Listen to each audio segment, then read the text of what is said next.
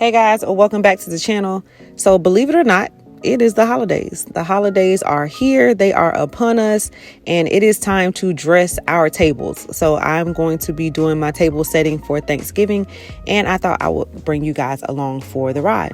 So first things first, as you see, we are going to be cleaning off the table, getting rid of any dirt or grime, anything that is left on there. We want to get rid of that.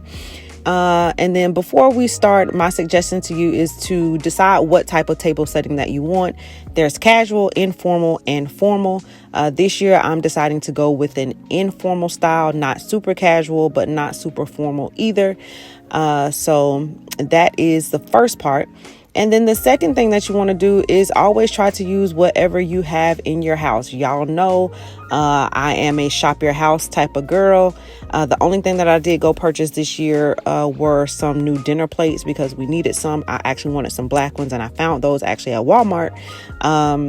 But other than that, a lot of the stuff I have had for years just sitting around the house tucked away or whatever. So I highly suggest that. So here is the first thing that I'm going to be doing is using a tablecloth. Previous years, I have not really used tablecloths very much. I normally do like just a runner down the center, but this year I wanted to do a tablecloth. And of course, if you're going to be doing linen, then you definitely want to iron it or press it out. Get rid of all of those fold lines and just make it, it just makes it look a little bit more like you cared. You know, you don't want fold lines all in it. Makes it look a lot more neat. And so we're going to press that all out, get that all ready to go. And then the first thing that we're going to do is put down our charger or our base layer. The trick to a nice table setting is just to stack it and have layers and some depth to it. You don't want everything flat. So placemats, chargers, these are great ideas.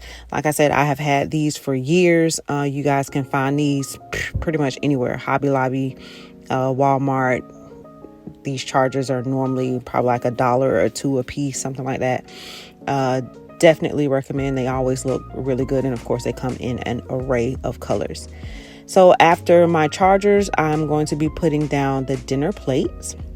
And these are the dinner plates that I purchased from Walmart. Really nice, just black stone plates. And then if you can see, the trim of it just has a little bit of gold. And I thought it would look good with my gold, black, and white theme for this year.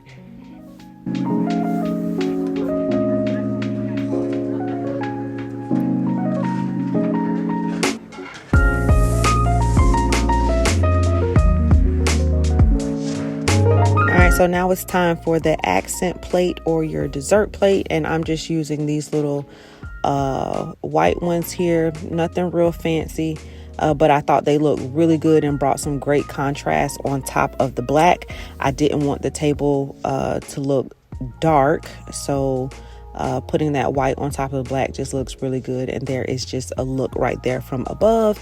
And I think it looks really simple, neat, and classy. So then the next thing is going to be our dinner napkins.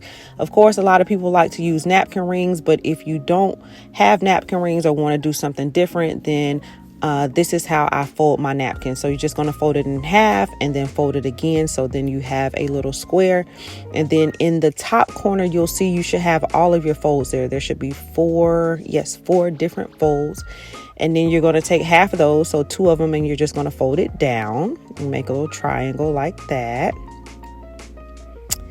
And then you are going to flip it over, and then you're just going to fold it in about 1/3 of the way, not half, just about 1/3.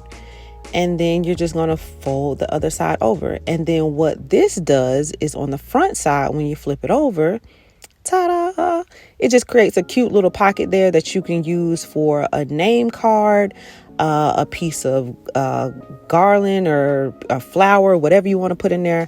I think it's a really cute way to fold a napkin, and it just gives you so many different ideas or different things that you can do with that little pocket there. So that is something different and simple and easy to do if you choose to not do the napkin rings.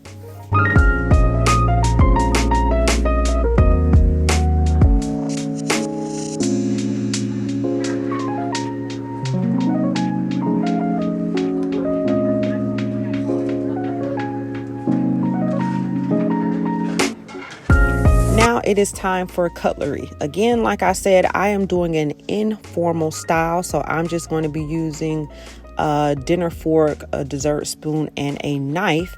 And if you guys want to know proper placement, here is a diagram. You guys can pause and take a screenshot. It just shows you proper placement for casual, informal, or formal setting.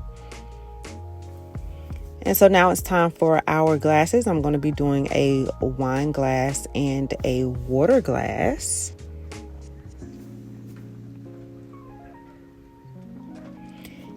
And again, the key to making your table look good is just different layers. So you see my wine glasses and my water glasses are different heights. And so now it is time to decorate with lighting. Of course, anytime you're doing a room, a table, whatever, lighting is very important. So I'm using these old votive candle holders, and I'm putting those all around the table. And then we're just going to drop some small little candles in those. Candles really just set the mood. Even if you don't have to turn the lights off, but even if you have the lights on, and just candles on the table just always makes it look really nice and more elegant.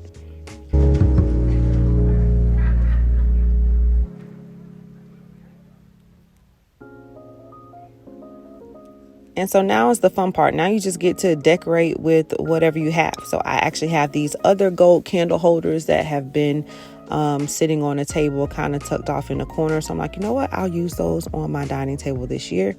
And they are, again, different sizes. You want your eye to be able to fall at different levels. If everything is just all flat and one level, it just looks plain. So having things at different heights, everything does not have to be matchy all the time, y'all. As you see, my candle holders, one is bigger, one is smaller. The candles that I'm going to put on there, one is bigger, one is smaller. That is perfectly fine. Everything doesn't have to be matchy all the time, like I said, and doing it that way just really gives it depth, and it just brings more interest to the table. So this is what we have so far. I actually think this looks really good. It's real simple, real classy, real classic, like I said. And then the aha is always going to be your centerpiece. So this year I decided to go with some faux flowers that I got from Hobby Lobby. Of course, real flowers are always a great idea, but I wanted a certain color, and I was really looking for this dark, deep maroon or red, so I decided to go with the faux flowers because I know I would be able to find those. But it's whatever you like, guys, go for it.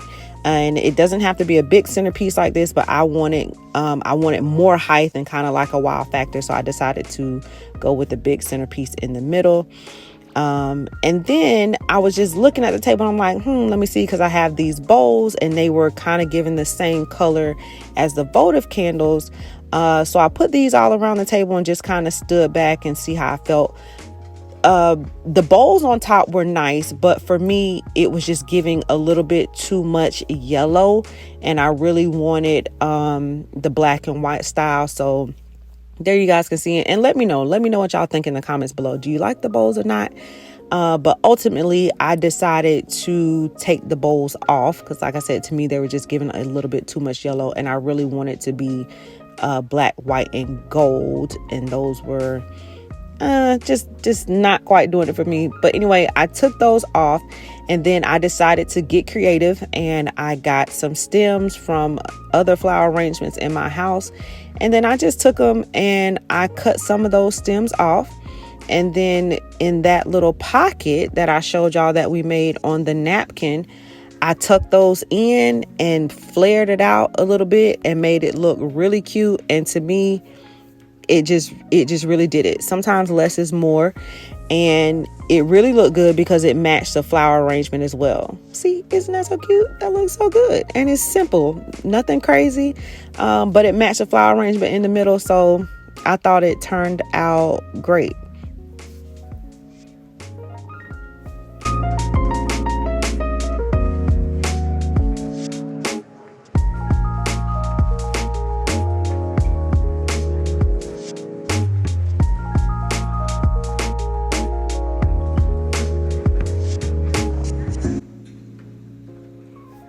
And then the last thing that I'm going to do is just light the candles for you guys so you can get an idea of what it would look like all lit up.